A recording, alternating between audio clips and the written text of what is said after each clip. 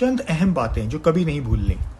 جب باجوہ نے تحریک انصاف کی حکومت پر شبخون مارا، اس وقت معیشت 6% کی شرح سے ترقی کر رہی تھی اور زر مبادلہ کے ذخائر $10.5 بلین تھے۔ ڈالر 180 کا تھا اور اب تقریباً 280 کا ہے۔ بجلی کا یونٹ 16 روپے کا تھا اور اب 35 روپے سے بھی تجاوز کر گیا ہے۔ پیٹرول 150 کا تھا، اب 270 کا ہے۔ اس وقت 84 سویلین سیاسی قیدی فوج کی عدالتوں میں غیر قانونی طور پر ٹرائل بھگت رہے ہیں۔ آرمی ایکٹ کو اس وقت کے صدر عارف علوی صاحب نے سائن ہی نہیں کیا تھا۔ صدر کو اور عوام کو باقاعدہ دھوکہ دیا گیا۔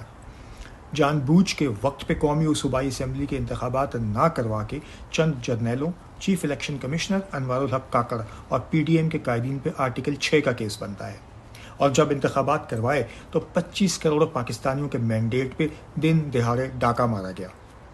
عمران خان، بشرا بی بی اور تمام دیگر قائدین اور ورکروں پر بنائے گئے کیس اتنے جھوٹے اور بیہودہ ہیں کہ یا تو ٹرائل ہوتا ہی نہیں، یا حکومتی وکیل بھاگ جاتے ہیں، یا جج فرار ہو جاتے ہیں، اور جب یہ سب نہ ہو تو چھپ کے جیل میں ٹرائل چلایا جاتا ہے۔ ایس آئی ایف سی نے ایک سال میں یعنی جولائی 2024 تک اربوں ڈالر کی بیرون ملک سرمایہ کاری لانی تھی۔ آج تک ایک ڈھیلے کی سرمایہ کاری نہ آ سکی۔ اور ہاں، اگر آئین کا تماشا نہیں بنایا گیا تو قاضی صاحب کے جانے میں تقریباً 65 دن رہ گئے ہیں۔ ایک اور اہم بات، 9 مئی سے پہلے ہی عمران خان پہ قاتلانہ حملے ہو چکے تھے۔ ارشد شریف کو شہید کیا جا چکا تھا، ذل شاہ اور دیگر ورکروں کو بھی شہید کیا جا چکا تھا۔